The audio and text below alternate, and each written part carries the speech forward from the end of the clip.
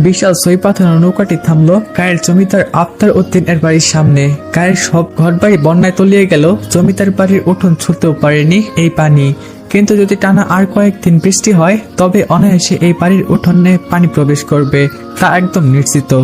বলা যায় উঁচু জায়গায় বাড়িটি হওয়ায় তরুণ বন্যার পানি স্পর্শ করেনি এই বাড়িটিকে। মুঘল আমলের বাড়িটি। সামনের উঠোন পেরিয়ে সদর দরজা পেরোলেই ডানে বামে দুটি বড় বড় পাকা ঘর, তারপর আরো একটি দরজা পেরোলেই বড় দোতলা দালানটি স্পষ্ট হয়ে ওঠে। বাড়ির দেয়ালগুলো কেমন নিস্তেজ, রং উঠে গিয়ে কেমন সবুজ বর্ণ ধারণ করেছে। আফতাব চাইলে এই বাড়ি নতুন করে রং করাতে পারে, কিন্তু তা তিনি করবে না, কারণ তার পূর্বপুরুষের চিহ্ন এই বাড়ি। তাদের ছোঁয়া আছে এই বাড়ির প্রত্যেকটি আনাচে কানাচে, অভিজাতদের ছোঁয়া, তাই এই বাড়িটিতে তিনি দিতে চান না। বৃষ্টি বাদলে দেওয়াল ভিজে কালচে হয়ে যাচ্ছে, তবুও বাড়ির দিকে ফিরেও তাকান না তিনি। এতে লোক যা বলার বলুক, তাতে তিনি কান দেন না।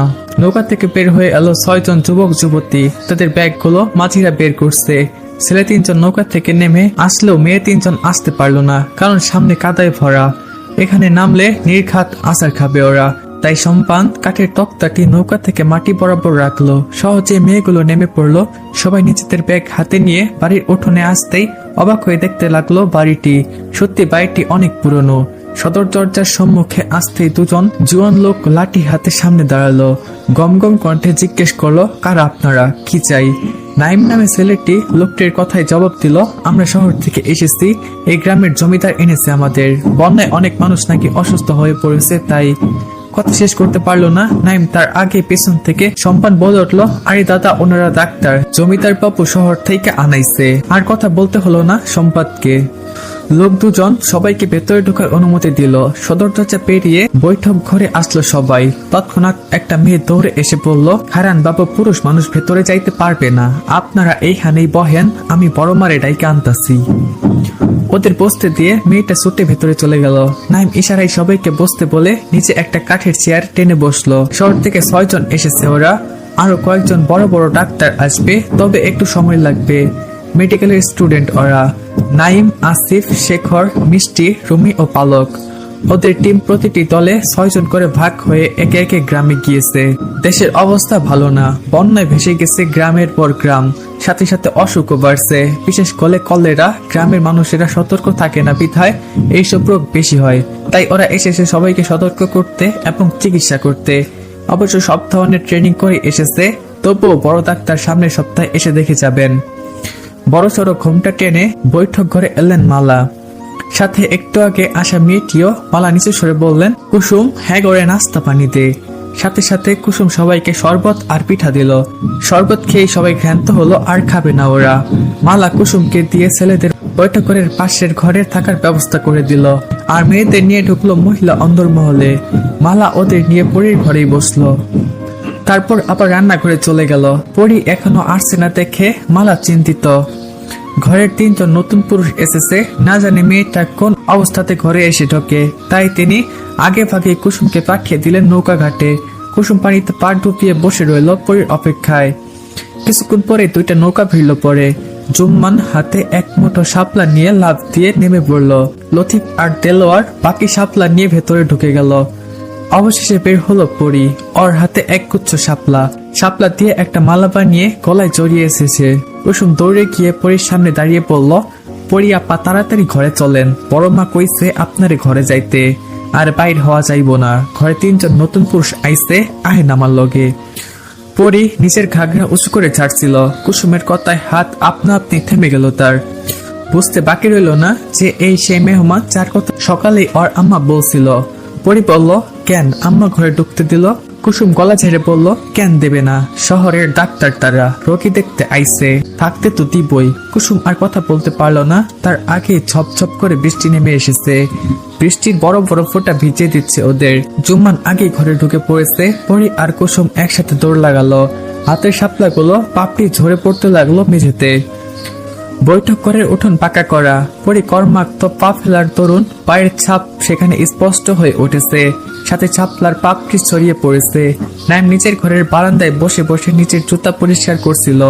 আসার সময় কাদা লেগে গেছে। হঠাৎ করে পায়ের শব্দে উঠোনের দিকে তাকালো। 2 জন মেয়ে দৌড়ে চলে গেল, তার মধ্যে একজনকে নাইম চেনে। দুজন মেয়ে দৌড়ে চলে গেল। তার মধ্যে একজনকে নাইম চেনে, সে হলো কুসুম, এই বাড়ির কাজের মেয়ে। কিন্তু দ্বিতীয় জনকে সে চিনল না। ওর নাটা বরখার নিকাবের ন্যায় পড়ে আসতে বিধায় মুখটাও দেখতে পারল না সে। মেঝেতে তাকিয়ে এক দৃষ্টিতে পরীর পায়ের ছাপ আর শাপলার পাপড়িগুলো দেখতে লাগলো। বেশিক্ষণ স্থায়ী হলো না সে পায়ের ছাপ বৃষ্টির পানিতে ধুয়ে মুছে গেল। নাইম বসার থেকে উঠে দাঁড়ালো, তারপর নিজের ঘরে চলে গেল। বৈঠক ঘর পেরিয়ে মহিলা অন্তরে ঢুকতে বৃষ্টির তোর যেন বাড়লো। ঘরের উঠোন পেরিয়ে খোলা বারান্দায় আস্তে আস্তে ভিজে গেছে পরি। হাতের শাপলাগুলো মেঝেতে রেখে হাত পা ঝাড়ছে সে। কুসুম ততক্ষণে রান্নাঘরে চলে গেছে। বাড়িতে মেহমান এসেছে, রান্না করতে হবে তো। ভেজা কাপড় সারবে বলে পরি আবার দৌড় দিল। থুপতাপ শব্দ এলো পরির পায়ের, কিন্তু পরক্ষণে থেমে গেল সে। নিজের ঘরে অচেনা গন্ধ পেয়ে রুমে বিছানায় গা এলিয়ে দিয়ে ঘুমিয়ে পড়েছে। পালক আর মিষ্টি ব্যাগ খুলে কিছু খোঁজার ব্যস্ত।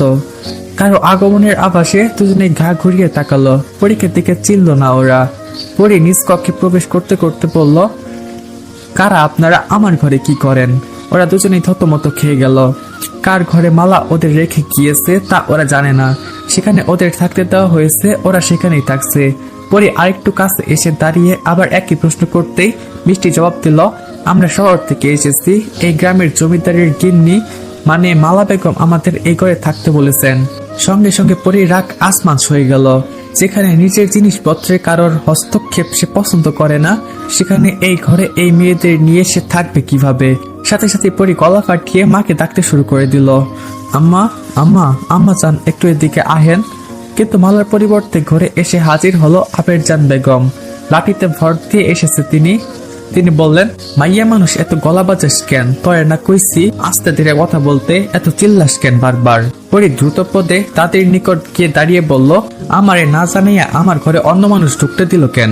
আবেরজান পান চিবোতে চিবোতে বলল, এখনই তো আইছে ওরা, একটু জিরাইতে দে, তোর মায়ের মেলা কামে হন, পরে অঘরে অন্য ঘরে দিয়ে আইব।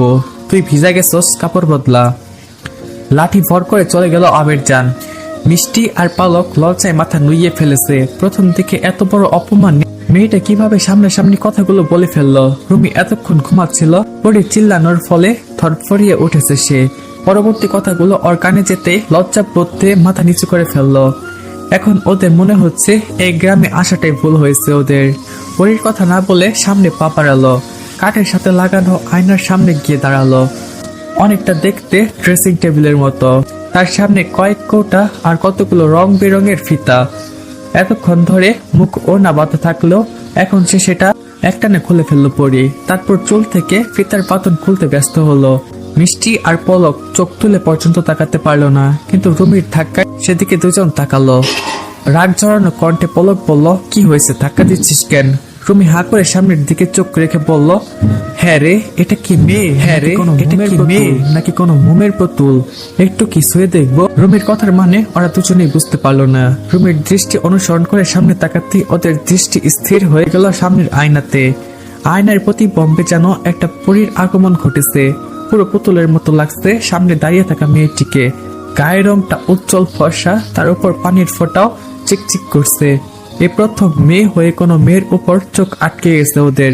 ঘর থেকে কিছুতেই বের হতে পারছে না ওরা। চুল থেকে বেগুনি রঙের ফিতাটি খুলে রেখে ওড়না হাতে পিছনে ঘুরতে তিনজন যুবতী হা করে তাকিয়ে থাকতে দেখে পরি কপাল কুঁচকালো, তবে কিছু বলল না। কাঠের তৈরি আলমারি থেকে নিচের কাপড় বের করে ঘর থেকে বের হতে নিলে পলকের ডাকে থমকে গেল পরি। পলক জিজ্ঞেস করে বসে, নাম কি তোমার? পরি পেছনে না ফিরেই উত্তর দিল পরি। তৎপর ঘর থেকে বের হয়ে গেল। এবার ওদের কাছে সব পানির মতো পরিষ্কার হয়ে গেল এই মেয়ের কথায় বিন্দু আর সম্পান বলা বলি করছিল। বিন্দুকে সাথে করে নিয়েই ওরা শাপলা বিল আসে, কিন্তু তার আগে লতিফ আর দেলোয়ার ওদের পথ রোধ করে দাঁড়ায়। কিছুতেই ওদের এদিকে নিয়ে যেতে দিবে না ওরা। সম্পানের অনেক অনুরোধেও লতিফের মন গলল না, কারণ জমিদার কন্যা পরীর করা হুকুম। সে থাকাকালীন শাপলা বিলে কোনো পুরুষের আগমন ঘটতে পারবে না। শাপলা বিলে সাঁতার কাটার জন্য কথাটা পরি বলেছিল, কিন্তু তবুও তার সাঁতার কাটা হলো না। শেষে বিন্দু পরীর নৌকায় গিয়ে ফিসফিসিয়ে সলা পরামর্শ করে অনুমতি নিল। তারপর সম্পান নৌকা নিয়ে অনায়াসে শাপলা বিলের বৈঠক ফেলল। পলক ভেবেছিল জমিদার কন্যা না জানি কেমন হবে, কিন্তু সামনাসামনি দেখলে এত একটা পুচকে মেয়ে, বয়স 14 কি 15 হবে। এই মেয়ে রূপের যেমন তেজ, মেজাজেরও তেমন ঝাঁজ, সব মিলিয়ে আগুন বলা যায়।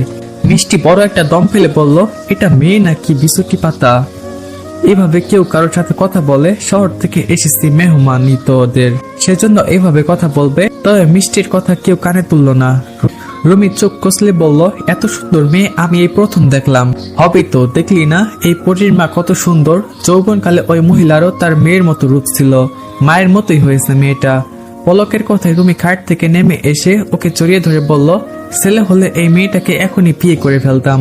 তোর মতো সাধারণ মেডিকেল স্টুডেন্টের কাছে জমিদার তার মেয়েকে বিয়ে দিত বুঝি? জমিদার রাজকুমার রাজা হওয়ার একটা সুবিধা আছে বুঝলি, রাজ্যের সবচেয়ে সুন্দরী রমণী তাদের জন্য বরাদ্দ থাকে। পালক আর রুমির দুষ্টুমি পছন্দ হলো না মিষ্টির। মেয়েটার নাম মিষ্টি, কিন্তু কথা ঝাল মেশানো থাকে সবসময়। মূল কথা হলো পরীর সৌন্দর্য ওর পছন্দ হয়নি। ওরা সুন্দর ফর্সা গায়ের রং, কিন্তু পরীর মতো অত নয়। দুপুরে খাওয়ার ডাক পড়লেই সবাই একসাথে খেয়ে নিল, কিন্তু খাওয়ার সময় ওরা পরীকে দেখতে পেল না। ছেলেদের আগে খেতে দেওয়া হলো এবং মেয়েদের পরে। খাওয়া শেষ করে কিছুক্ষণ বিশ্রাম নিয়ে বের হলো ওরা। ঘাটে ওদের জন্য নৌকা বাধাই করা আছে। ব্যাগপত্র নিয়ে দ্রুত নৌকায় চেপে বসে সবাই। এখন ওরা গ্রামের আশ্রয় কেন্দ্রে যাবে, যেখানে শতাধিক মানুষ আছে অর্ধেকের বেশি অসুস্থ। যেখান থেকে ওরা জমিদার বাগান বাড়ি যাবে, সেটিও বর্তমানে আশ্রয় কেন্দ্রে পরিণত হয়েছে। নৌকায় বসে পালক আর রুমি ফিসফিস করে কথা বলছে আর হাসছে। ওদের কাণ্ড দেখে নাইম জিজ্ঞেস করলো, কিরে তোরা নিজেদের মধ্যে কি বলছিস? আমাদেরও বল, আমরাও শুনি। শেখর তাদের তাল মিলিয়ে বলল, বোধ হয় বিয়ের পর হানিমুনে বাচ্চা কাচ্চার প্ল্যান করছে। বলতে বলতে হাসলো শেখর। পালক শেখরের বাহুতে ধাক্কা দিয়ে বলল, জি না মশাই, আমরা জমিদারের মেয়ে পরীর কথা বলছি। জানিস মেয়েটি দেখতে খুব সুন্দর, একদম পুতুলের মতো। নাম পরী আর দেখতেও পরীর থেকে কম নয়। আমি কখনো রাজকন্যা দেখিনি, কিন্তু রাজকন্যা বোধ হয় এই পরীর মতোই দেখতে। কৌতূহল হয়ে পলকের কথা শুনতে লাগলো শেখর, নাইম আর আসিফ। তবে পুরোপুরি হয়তো কথাটা বিশ্বাস হলো না ওদের। আসিফ ব্যঙ্গাত্মক সুরে বলল, ফাজলামো করছিস? গ্রামে এরকম নোংরা পরিবেশে এত সুন্দর মেয়ে? ধমকে উঠল রুমি। চুপ থাক। একটা মেয়ে কখনোই আরেকটা মেয়ের রূপের বর্ণনা দেয় না, দিতে চায় না, কিন্তু আমি না দিয়েও পারছি না। আসলে মেয়েটা খুব সুন্দর। নাইম ওদের সবার দিকে তাকিয়ে বলল, তাহলে তো দেখতে হচ্ছে মেয়েটাকে। দেখি কেমন সুন্দর। তা দেখবি কিভাবে? অন্দরমহলে তো পুরুষ ঢুকতে দেওয়া হয় না। রুমের দিকে তাকিয়ে কপাল কুঁচকালো নাইম। সত্যি তো? তাহলে কি পরীকে দেখা হবে না?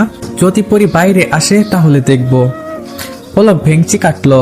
নাইমের দিকে তাকিয়ে বলল, অত সোজা না বাবু। এই মেয়ে বাইরে বের হয় কিভাবে দেখনি? আজকে শাপলা বিলের তো নৌকায় এই পরী ছিল। বাবা, কত জোর করে আমরা আসতে পারলাম। নাইমের মুখে চিন্তার রেশ দেখা গেল। পালক আর রুমি মেয়েটার বর্ণনা দিল। একবার না দেখা পর্যন্ত ও ক্ষান্ত হবে না। শেখর দুষ্টু হাসি দিয়ে বলল, তাহলে আমরা রাতে চুরি করে অন্তর্মহলে ঢুকবো, কি বলিস তোরা? আমি কিন্তু পরীকে না দেখে শহরে ফিরছি না। শেখরের কথায় সবাই হাসলো, শুধু মিষ্টি বাদে। ও সোয়ের বাইরে বের হয়ে চারপাশ দেখবে। নাইম শেখরের কথা ভেবে দেখলো মন্দ না। সে বলল, তাহলে আজ রাতেই মিশনে নেমে পড়া যাক, কি বল? এবার আসিফও সাই দিল। ও দেখতে চায় কেমন সুন্দর মেয়ে।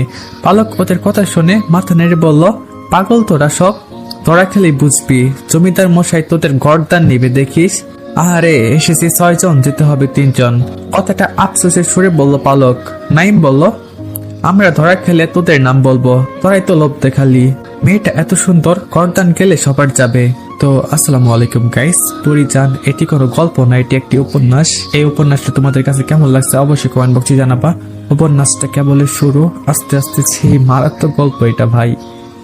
দেখতে থাকো সবাই আর এনজয় করতে থাকো। তোমার থাকো সবাই। আল্লাহ।